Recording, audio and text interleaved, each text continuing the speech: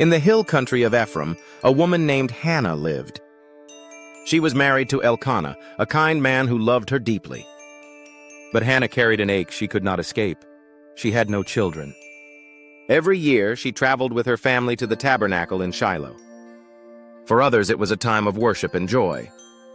For Hannah, it was also a reminder of what she lacked. Adding to her sorrow, another wife, Peninnah, had children, and she never let Hannah forget it. Peninnah's words stung, cutting deep year after year. Elkanah tried to comfort her. "Hannah, why are you weeping? Don't I mean more to you than 10 sons?" His words were kind, but they couldn't touch the emptiness inside her. One year, after the family meal, Hannah slipped away to the tabernacle. Her heart was too heavy to hold in.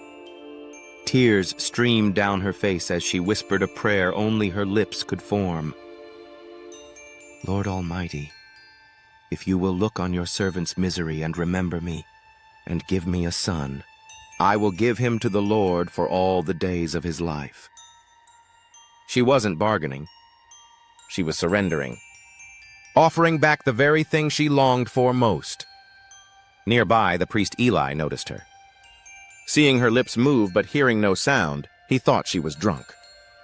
"How long are you going to stay drunk? Put away your wine," he said harshly. Hannah quickly answered through her tears, "Not so, my lord. I am a woman deeply troubled. I was pouring out my soul to the Lord." Eli's tone softened. "Go in peace, and may the God of Israel grant what you have asked of him." Hannah left with her face lifted. Something had changed. She didn't know when or how, but she trusted that God had heard her. In time, her prayer was answered.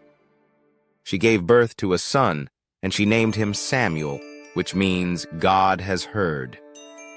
When he was old enough, she kept her vow.